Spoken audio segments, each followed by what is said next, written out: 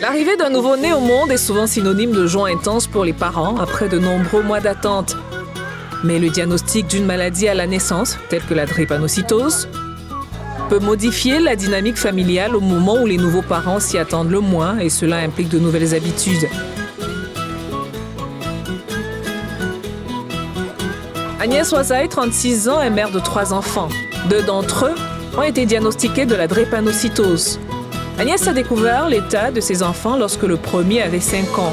Et ce fut un tournant dans ses choix de vie. Accepter des offres d'emploi dépendait désormais de la possibilité pour elle de se rendre facilement à l'hôpital pour s'occuper de ses enfants en cas d'alerte.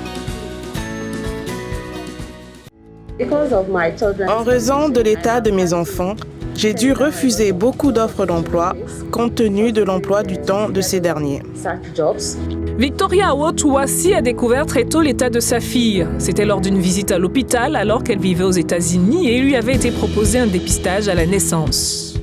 C'est à partir de ce moment que j'ai commencé à apprendre ce que cela implique, comment la soutenir, ce qui devait changer dans la famille entière, comment nous vivons et comment nous soutenons Elisa concernant la drépanocytose.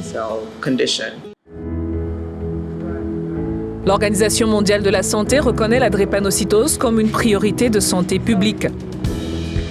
L'Afrique compte plus de 200 000 bébés qui naissent chaque année avec la maladie. Environ 80% des drépanocytaires dans le monde sont nés en Afrique subsaharienne et plus de la moitié de ces personnes meurent avant l'âge de 5 ans. Si nous diagnostiquons précocement la drépanocytose chez les bébés, nous pouvons les mettre sous soin dès 2 ans. Des médicaments qu'ils prendront 2 fois par jour pendant 5 ans maximum, cela les protégera désormais de la principale cause de décès qui est une infection, mais nous avons été lents à développer des programmes de dépistage de nouveau-nés. Au Ghana, nous avons eu la chance d'obtenir l'aide de l'Institut national de santé des États-Unis pour commencer le dépistage des nouveau-nés. Ce qui est triste, c'est que le gouvernement n'a pas été en mesure de soutenir ce programme. Nous aurions déjà dû tester tous les bébés nés au Ghana. Le Ghana compte chaque année environ 15 000 nouveau-nés de drépanocytose et pour renforcer la prise en charge, le gouvernement s'est associé à des privés pour des essais cliniques avec de nouveaux traitements biologiques. La fréquence des porteurs de drépanocytes est d'un individu sur 4. Dans cette optique, nous devons dépister activement les bébés qui naissent avec la drépanocytose. Elle offre la possibilité d'identifier ces enfants à un stade précoce, de les inscrire dans des cliniques, d'apprendre aux parents ce qu'ils doivent savoir sur la drépanocytose et comment s'occuper de ces enfants.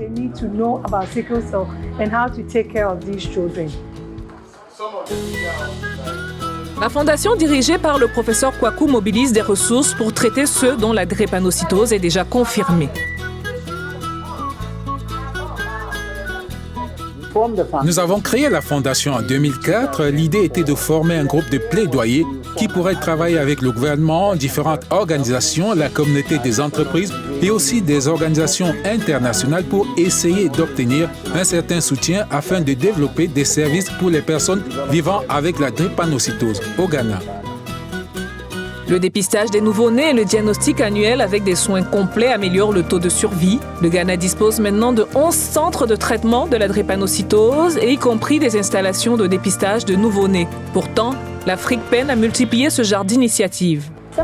Certaines des mères n'ont pas beaucoup de connaissances sur la maladie et nous essayons de leur expliquer parce qu'elles pensent que c'est une maladie qui tue ou que c'est un tabou. Elles ne veulent pas faire le test et d'ailleurs, c'est un défi pour nous de les convaincre ou de leur faire passer le test. Les autorités sont conscientes que pour former davantage de futurs parents, il faut former davantage de travailleurs de la santé afin de combler les lacunes existantes. Nous devons éduquer les gens pour qu'ils sachent ce qui arrive à quelqu'un qui a la drépanocytose. Toutes ces choses iront de pair avec le système de gestion que nous mettons en place ainsi qu'avec le niveau de partenariat que nous développons avec Novartis pour les gens de ce pays.